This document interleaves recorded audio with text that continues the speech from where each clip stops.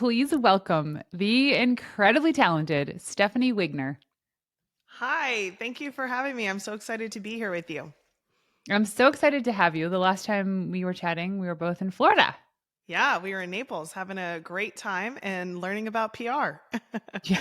Yes. So you're one of the three, the trio that I talk about. I actually had Callan on the show a couple weeks ago. Oh, that's awesome. I can't wait to watch her Yeah. episode. Yeah. And then we have Kinsey. So I'll get all you three on here. But what I loved about meeting all three of you is different industries completely, but the hmm same drive and hustle and thirst for success. And that's what admire about the three of you, and especially you. Yeah, thank you. I think that it's so fun how we all came to be and how we ended up working with you and finding you, who we wanted to be our PR strategist and help us kind of get our names out there. But I think in entrepreneurship, especially being women, most of us having families, it's really important to find those connections that you can jive with, that understand what you're going through and are going through it themselves, but aren't wanting to sacrifice their career just because they became a mom, right? Yeah, exactly. And that's the thing is, especially as entrepreneurs and mothers, is we have to find those other women that have that same mentality too, because it's really hard having that conversation with your mom friends that maybe don't work or they stay at home or they have jobs, and it's just a different energy, and there's nothing wrong with that. It's a hmm totally different conversation though. Yeah, that's the thing. It's a different conversation. There's different struggles. There's different obstacles, especially, juggling young children. There's some new things that come about with traveling, right? I was in Naples with the three of you, and it was like, okay, I have to secure childcare. Is my husband going to be okay while I'm gone for a few days? And luckily, I have a really supportive spouse, so it helps being able to go away and work on the things that light me up and get me excited. Yeah, oh my gosh, the childcare thing. I mean, my husband's gotten a lot better, but I remember whenever we would travel, it was always like I'd have to deal with the house, packing their suitcase, all this stuff, and then eventually my suitcase. And I can't tell you how many times I forgot to pack underwear for myself or a bathing suit. Right. And like, why? Everyone else has everything they could possibly need, and yet I'm the one that's forget my own needs. So Right. now I pack my stuff first all the time. My Yeah. stuff is always first, and then because like realistically, the boys don't care what they wear. I do. Totally. Totally. Yeah. My husband, I remember one time it was like one of our first trips with the baby, and I was like really stressing that I had all of his things. And we were just going from Jersey to Naples. And I was just frantic, of course, and probably being a new mom. And he was like, babe, whatever we don't pack, we can buy there. And I was like, somebody just needed to tell me that so I could chill out a little bit. And it's like, that's true. Like, if I don't pack his diapers or his wipes or something, like, there is a Target there and we can get it there as well. So I was like, Yeah. oh, that was a really nice perspective shift to be able to just like take a deep breath and enjoy the trip, you know? Yeah, my parents, for some reason, they taught me when traveling is you have to pack everything you could possibly need. And I will say this though, when going through airports, especially with younger kids, is you do need that extra stuff. You do Totally. need the extra diapers, wipes, change of clothes, snacks, entertainment, because there's delays on flights, there's delays in airports, and you need that stuff. But for the most part, it's like, yeah, you can buy it when you arrive. And, the same can be true for business. You don't always have to Totally. be prepared, You right? can Just figure it out jump. as you go. Yeah, I exactly. mean, who has it figured out anyway, right? You jump without the I don't. parachute and you build it on the way down. Right. Yeah, so Yeah. I mean, perfect segue into learning about you. What do you do and why do you do it? Yeah, so I am a chiropractor by trade, but I've recently, in the last couple of years, transitioned to being a consultant for other wellness practitioners. And the reason I wanted to dive into consulting was I was having a good amount of success in my brick and mortar clinic, and I realized that some of my colleagues were not. They were really struggling. They didn't know how to attract their ideal clients. They were looking for ways to build their practice, but didn't really have that strategy in place to do it.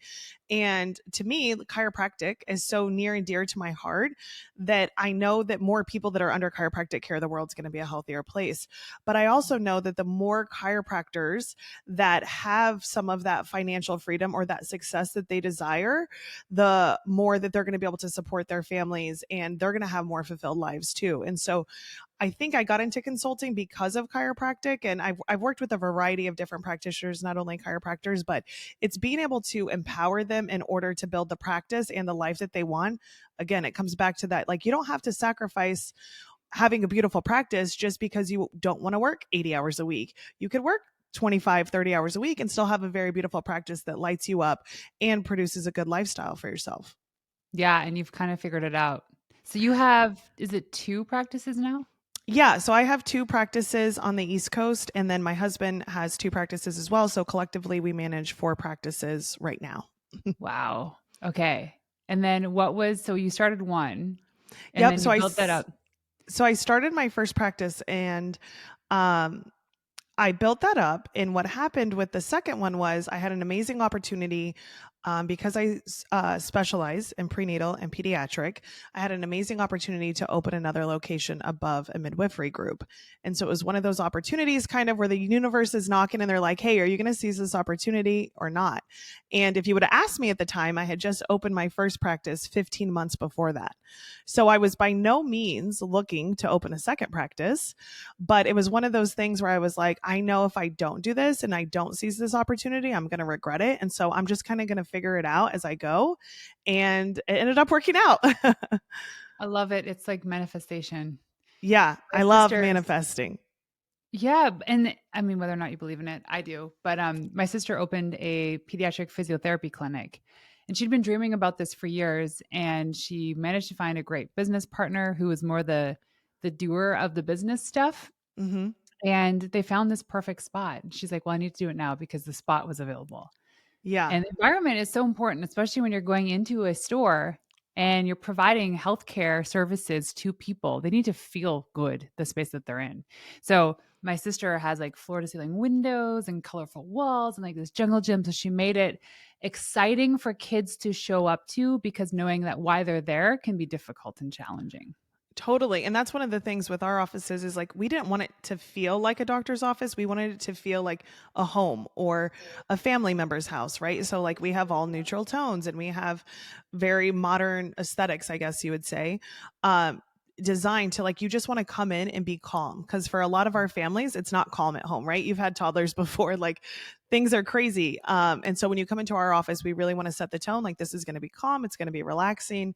And that's one thing that we've been able to do in both of our practices. But yeah, I think being open to receiving things that come to you is so important because you might not even know what it's going to look like, right? It's kind of that discussion that we have in entrepreneurship. Like you don't have to know the how, you just have to get started, and the how's going to reveal itself.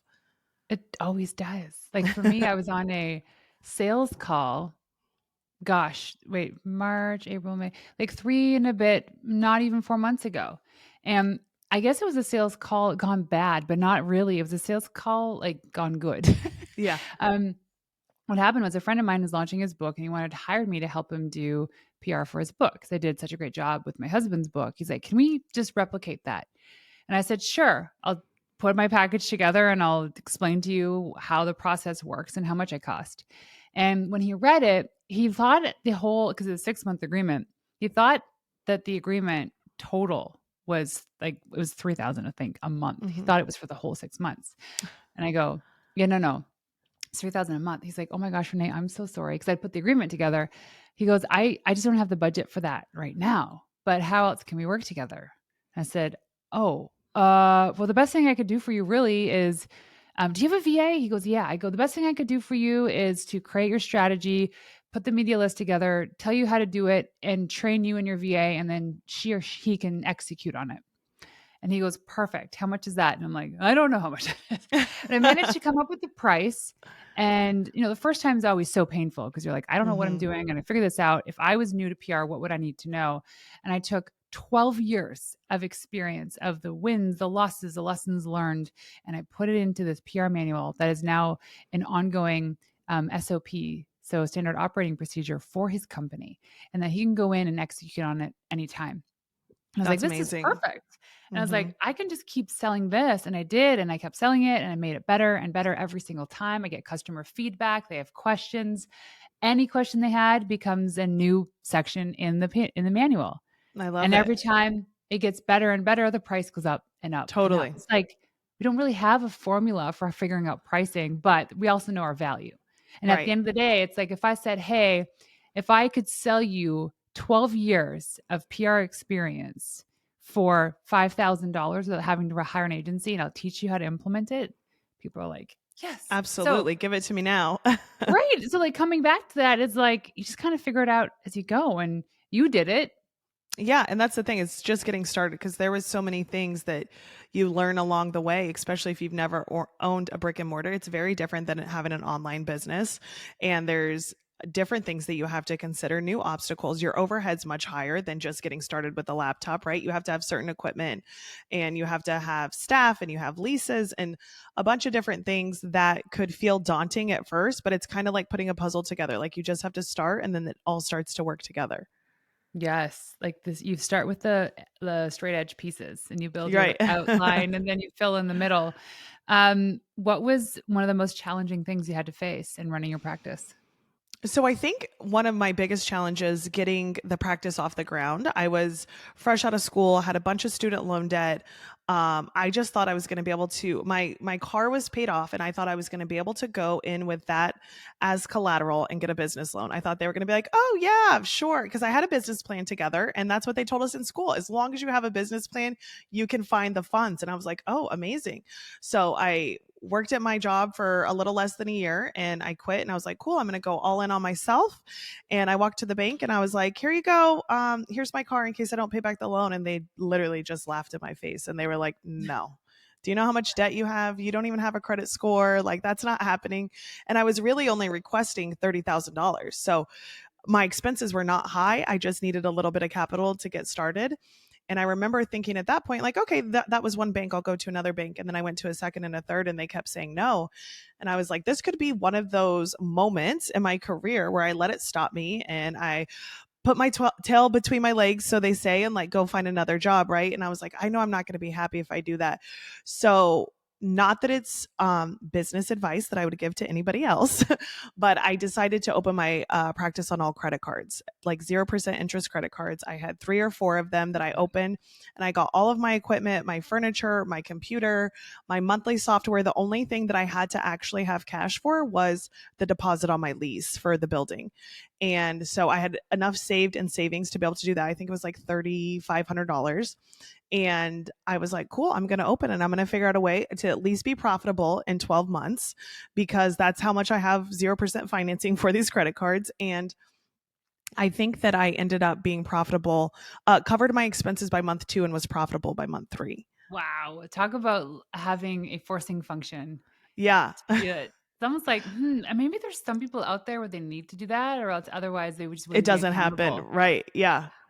So yeah, don't take financial advice right now from Stephanie on how to start a business. But hey, we Uh, all have our stories, right? Some people take totally. or they take investments or they take loans from friends and family and whatever they know. It's like you got to do what you can with what you have and what you know. And I think that there's also something to be said about an entrepreneur that maybe has that entrepreneurial spirit. If you're willing to go all in on yourself, I very rarely have seen that not work out, right? And so it was one of those things where it was like, I know I can do this. I've put in the work for 8 years going to school, and I keep succeeding. I don't want to let finances be something that holds me back. When I have talked to several new doctors that are like, well, I just can't afford this or I can't afford that. And I'm like, that's part of your story. Can you get resourceful? Can you figure out how to afford it? You might not have the money, but somebody out there has the money. And if you can get them to believe in you and your mission, then anything is possible. It's so true. And it's like we use that as an excuse not to actually do something that's a little bit scary. Totally. Yeah. It's just to keep you in your comfort zone.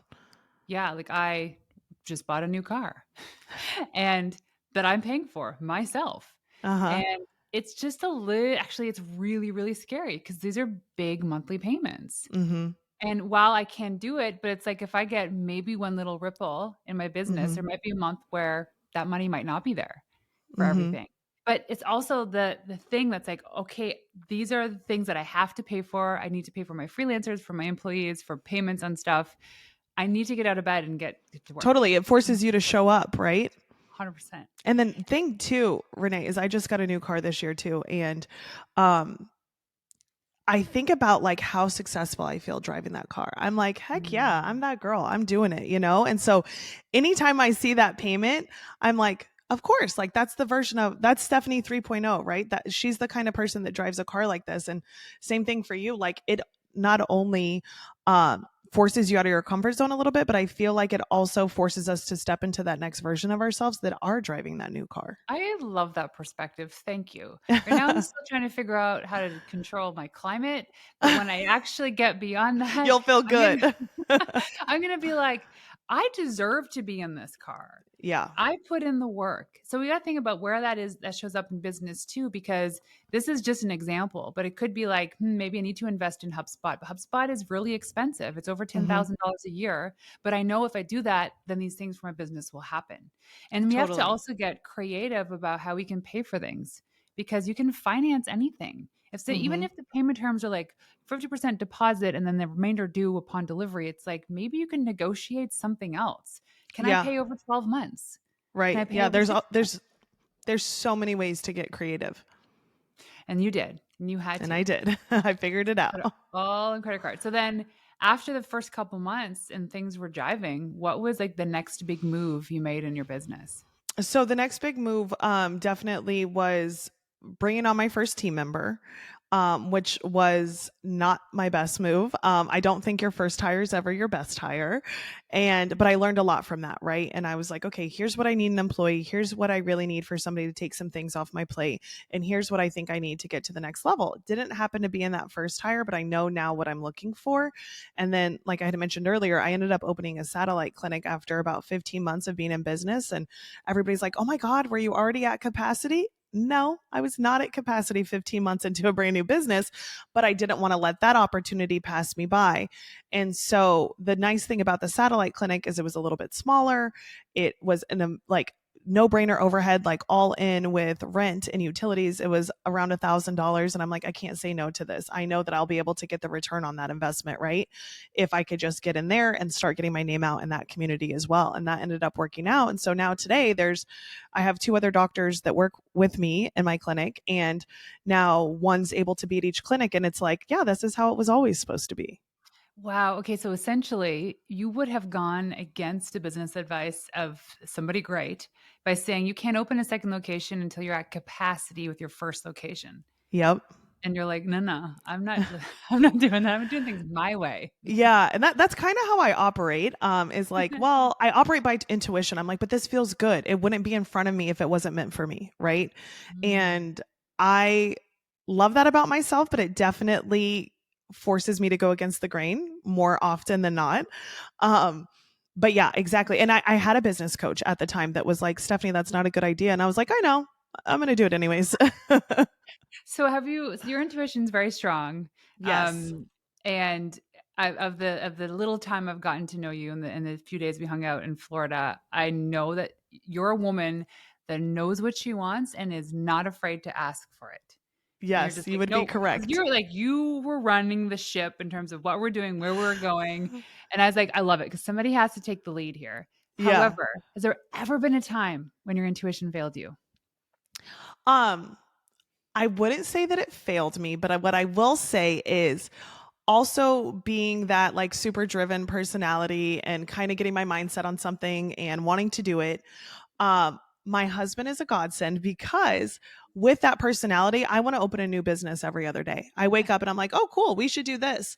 And a lot of the time he's like, yeah, that sounds like a good idea. Like, let's unpack that. Tell me how that's going to work. And I could come up with it. Right. But it was literally, I think it was fall 2019, and I wanted to open a gym in our community.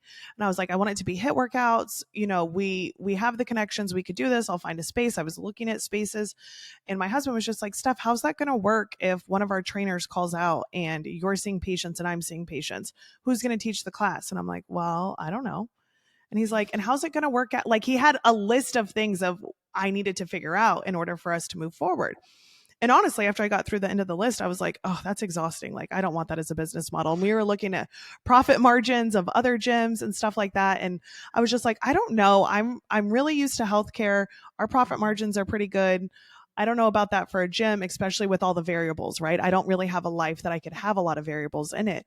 And so, needless to say, it was like November of 2019. And I was like, all right, fine, I won't do it. And then the world shut down in 2020. And I was like, oh my God, you are a genius, Kyle. Thank you so much. So Wow. I think that it's not necessarily that my intuition has led me astray. It's more like my intuition sometimes gets carried away, and I need somebody to kind of bring me back to earth just for like 5 seconds so I could think it through a little bit more clearer. And then I can move on if it's like, yeah, actually, this still feels really good. Or, you know what, you're right. I think that was just like a wild hair that I had that day. So I recorded an episode about the 5 characteristics of a critical thinker, came out on June 8th. No, June 8th. Yes. And I talk about this where it's like we feel good about something as our intuition is saying yes, gut saying yes, but then we need to kind of step back for a second and put that critical thinking hat on. It's like, does Totally. this make sense? And sometimes you need that second party, third party to come in and question it and poke holes in it because they need you to actually realize the reality behind it. And you learned that Absolutely. lesson. Absolutely. And that's one of the things too. Early in our relationship, we've been together 10 years now. I was like, "Oh my gosh, you're just a naysayer. You're just Mr. No," right? And the longer we've been together, the more I've grown to love that about him and actually see that he has that as a strength where I don't. I'm just like, yeah, yeah, yeah. Like, I can't wait till my son's old enough and we have a yes day because I'm like, I'm going to be giving him so many ideas for yes day and we're just going to say yes to everything. Because that's kind of how I operate. I'm like, yeah, I'll try it. Let's see how it works out. Right. But I am so grateful for that strength that he has to be able to look at it from different angles when I sometimes get tunnel vision. So I wrote a blog post a long time ago about the 2 different types of people in a relationship. There's a person that's like someone goes jump. You're like, how high? Cool. Where am I jumping? Let's go. Let's do this. The other person's like, well, it depends. Like, do you want 1 foot or 2 feet? Am I jumping straight up or to the side? Am I hopping? So Yeah, there's like the person that's like, sounds great. Let's do it. And there's the other person that's like, but let me know about the details about the jump. And you're the kind of like, let's just dive absolutely. in. Let's Let's roll up just our go. sleeves. Let's not waste time looking at this stuff. Let's just Ex- do it. exactly. That is me to a T. Okay. So, in all of this, you guys have 4 clinics and the cutest little son with the blondest hair. How did you manage? And you're traveling all the time too. How do you manage running these businesses and then this new thing that you're creating, as well as being an awesome mom? So I definitely have no shame in saying that it requires a lot of help. I think if you just looked at my Instagram, you'd be like, oh my God, she does all of this on her own and she's amazing. And so that's why I make it a point to be like, no, I don't clean my own house. I pay somebody to do that, right? I don't clean my office. I pay somebody to clean the office. And I think for me, it's always been about delegating the things that don't really get me excited, that don't light me up, because I know that I am more impactful and a better version of myself when I only focus on the things that really get me excited. And that's how I think we're able to manage all the things that we do, is a lot of the stuff in our day-to-day life that doesn't require us gets delegated. I love it. And you read my husband's book too, right? Yep. Buy back your time. Yep, exactly. I want as much time back as I can get. 100%. So what was the first big thing that you had to delegate at home? And did you actually have any guilt wrapped around that? Oh my gosh, so much guilt and so many limiting beliefs came to the surface as I start to delegate, because it's like, also it's perceived that women do it all, right? Well, you can have a clean house and you can have laundry and you can make dinner and you could take care of the children and you can run a business. And it's like, I don't know that that narrative necessarily works in 2023. But I had so much guilt around not necessarily a house cleaner. This was super interesting. I was more than happy to hire a house cleaner. I was ready to delegate that. Like the minute we had an extra $100 in our account, I'm like, Kyle, we're getting a house cleaner. I don't care. We might be living paycheck to paycheck. We're getting a house cleaner. What got brought up for me more so was hiring a nanny. And so I think it was only one child, right? All of these limiting beliefs started coming up about like, what do you mean you can't handle one child? Why can't you handle one child? It's not that hard. You see everybody do it. They're stay-at-home moms. They have 3 or 4 children. And I was comparing myself to that to be like, oh my gosh, what is wrong with me that I need a nanny? And it's funny because I brought the conversation up to the woman I was getting ready to hire as our first nanny. And she had known me well. We had known each other for a couple of years and we had similar values. So I knew she was going to be a great fit to come in to our home. And she was like, nobody says you need one, but if you can afford one, why wouldn't you make your life easier? And I was like, oh my goodness, that's so true. And I see it now with women. It's almost the more you sacrifice or the harder it is, the more noble you are, right? The more successful you are. I've had clients literally say to me, yeah, but this isn't hard. Who said being successful has to be hard? We've read about people's stories, we've read about their come ups, but if you didn't have a come up and you're naturally great at this, what's wrong with that, right? And so when I had that perspective shift and I was like, okay, I don't need a nanny. I can definitely take care of my son, but if I could have a nanny come into the house, take him to the park for a couple hours so I could be on podcasts or I could be coaching clients and have somebody that could switch the laundry for me, like why wouldn't I? That makes my life easier. And it was almost just giving myself that permission that life gets to be easier that was the hardest thing for me initially. So it's so interesting because North American culture is, from what I gather, is largely putting the onus on the mother. But when you Mm-hmm. talk about having a nanny or anything or no pair in Europe, everybody has it. Totally. Everybody, it's a normal thing, and they do all the things in the household. And so here it's just like we've painted these women, and I love it. We're all super women, but the expectations is so unrealistic that now you're seeing women that are burning out, they're depressed, they're not taking care of themselves. And guess Totally. what? They show up as worse mothers, as worse society members, as worse people in the community because they're tired, they're exhausted, they're not happy, they're not taking care of themselves A hundred because percent. society's like, do it all and then you'll be noble. Mm-hmm. And you're like, no, I'm not doing that. Yeah, no, and I knew right away, right? Because I knew there was a lot of consideration into going and starting our family because we were entrepreneurs and we know how much it takes to just juggle the business, let alone also having a newborn child join us. And it was like, okay, we are going to do this. To how can we not feel stressed out when we start our family? And I think it's the best thing we did because now the time we spend together is truly the now the time we spend together is truly enjoyable and we're not stressed out about a bunch of different other things because we're not trying to make sure our home's perfect and make sure the meals are perfect and all of these other little things that we could delegate. We're just focused on hanging out with our son, which is the best part about being a parent. Yeah. And then all the other stuff's just kind of happening in the background. Totally. And so when you hired the cleaning lady, the nanny, did you have sort of like a standard operating procedure for them? How did you train them? No, I kind of figured that out as I went too. So, the luckily most of our cleaning ladies have been pretty self-sufficient. I think they do it for a living, so they probably know more than I do. They just ask us what products, and obviously we try to use more non-toxic stuff just with having the little one. And then with the nanny, she had nannied before, so she taught me a lot. I remember the first time she went to pack for that trip to Naples, and I was like, how did you get this suitcase so organized? Like, can I watch you next time? Can I watch you pack this suitcase so efficiently that you fit everything that he has absolutely needed into this? And it was like, that's the other thing. We don't have to be great at everything, right? There's definitely somebody out there who's better at organizing a home than I am. That's why they have entire shows on Netflix dedicated to organizing your home, right? There's somebody that has that strength out there. And I think that's been super freeing for me trying to juggle motherhood and entrepreneurship is like, I don't have to be perfect at everything and I'm not the best at everything.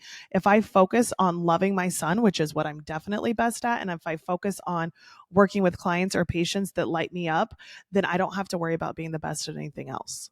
Oh my gosh. You said something that was so profound about this too, is like they end up, if you hire the right person, they end up teaching you more than you could ever possibly fathom. And Totally. now when I train new team members, I say, hey, this is our procedure. This is what's expected of you. But I want to say something here. Be very clear about this. Just because this is the way we do it doesn't mean it's the way it needs to be done. And if you can input any way and methods or frameworks to make this better into our systems, procedures, how we do stuff, please let me know. If it's going to save us time, if it's going to save us money, if it's going to make us world class. So Yeah. most of the time we never think, oh my gosh, this person's going to teach us how to do things better. Of I love course. that. I love that. It's so true. Like, that's why we hired them. That's why we brought them on, right? Like, there's a good chance they are better at it than we are, or that they have a unique insight that's going to make the whole system operate better. Yeah, I know. I've always been when I first started out as an entrepreneur and having a team, I was always ashamed to be like, "Oh my god, they did it better than me. Oh, I never thought about it that way. Why didn't I think of that?" But you have to look at it as a team too. Like also in this instance, in the mummy guilt, because I know a lot of people are like, "How do you do it?" Or also the "How dare you?" people. How dare you? Hmm. Like, oh, such a pretentious thing to do. No, no. Here's what we're doing: is we're offering employment. Somebody has a Totally. job and is getting paid because we're doing something we love to do. And when you are following your passions, everything's abundant, which includes money.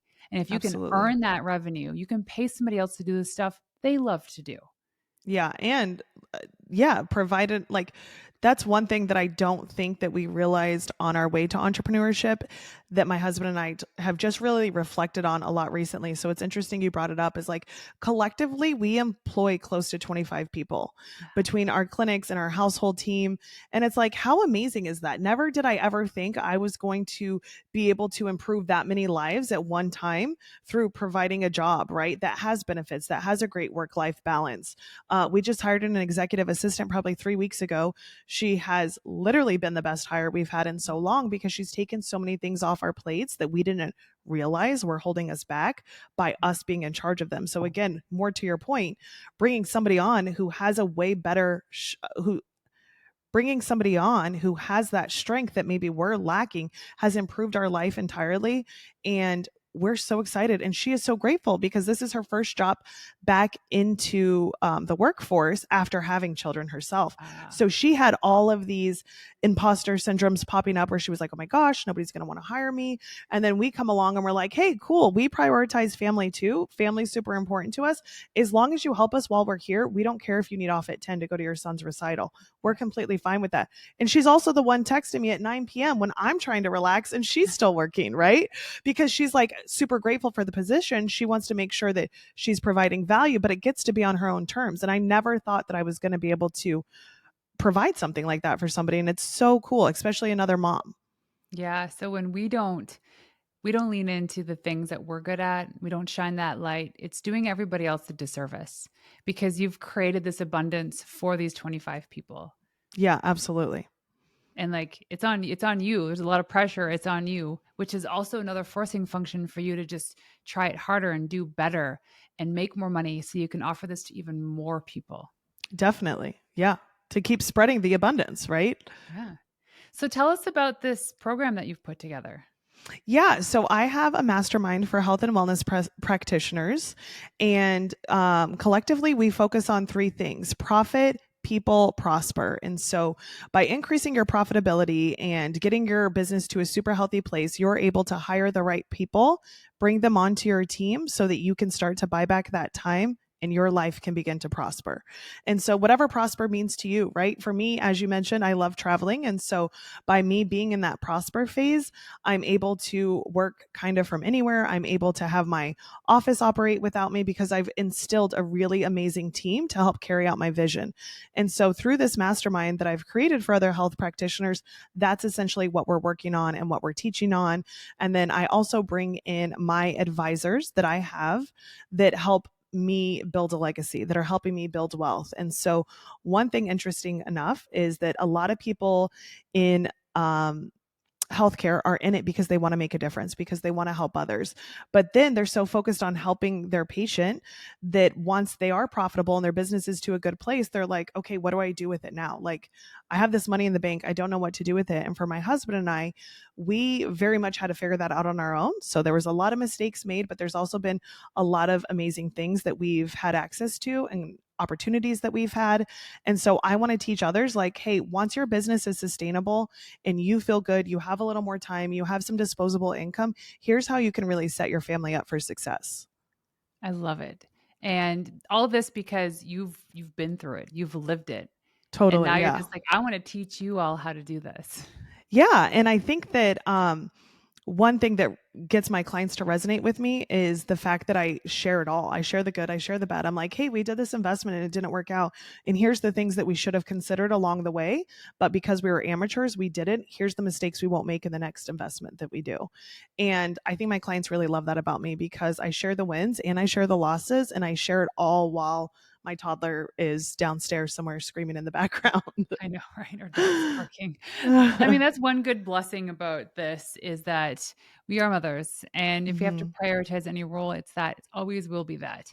But now the blessing of COVID in a way was how, or I won't say the pandemic, is how now it just normalized us having a life on the other side of the screen or on Totally, the having to outside of do the it clinic. all.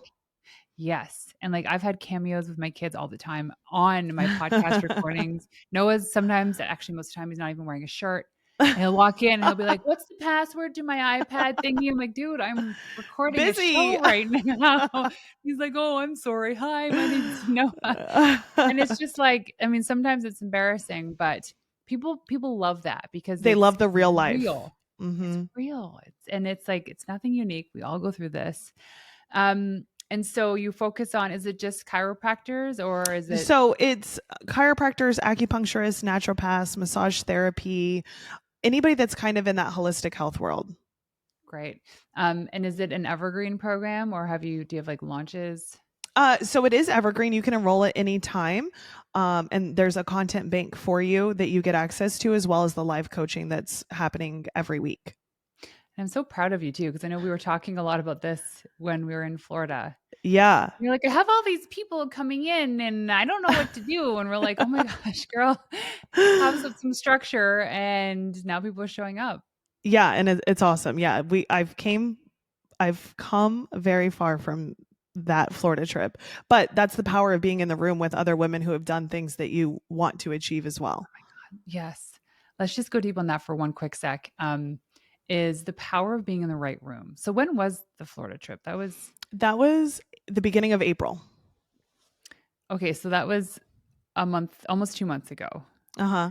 It's amazing. They say it's amazing what you can accomplish in a year, but you can't accomplish in a week. I don't even know. I just totally butchered that quote. But in that room, it's like you if you walk into the right room, you're going to surround yourself with people that are a level up from you, maybe two, and hopefully like three or four or five levels up because they will inspire you. But you have to actually have the courage to get into that room. Absolutely. And you guys created this room. And like at the end of the day, you invited me down to help you guys with some things in your business, but we're really all at like the same level in different industries Mhm. and we all just want to support each other. So there is such importance in getting into that room.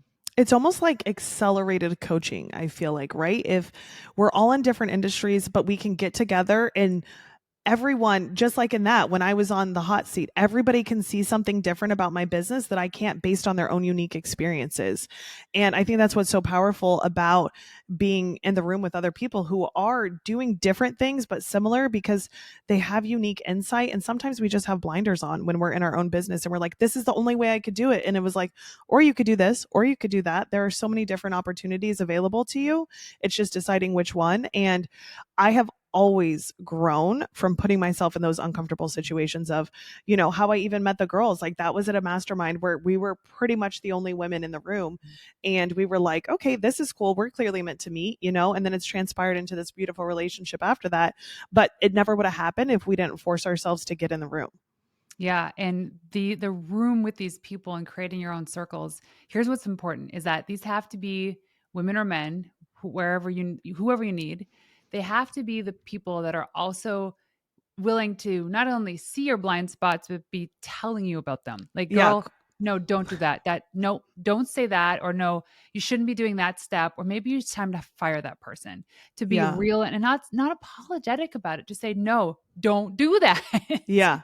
Right. And yeah. And for to be able to be in a room where people can do that, but then also for you not to take offense to it because it's like that's what you're here for. You're here to hear different and better ways that you can have your business operating moving forward. That's it too. These people are good intention. It's like, I want to see Mhm. you succeed and you won't be successful if you keep doing this or you say Yeah. that. It's like, no, no, cut that and then start focusing on this one thing. Cause I remember when you were in the hot seat and we're talking about your program and we're all jumping in. And it's all from like experiences of we know what's worked in either our programs or other people's programs. Yep. And so it was our lived experiences collectively coming to say, here's something maybe we think you're not looking at it. You're like, oh, right. Yes. Okay. Oh, This makes yeah. yeah. Exactly.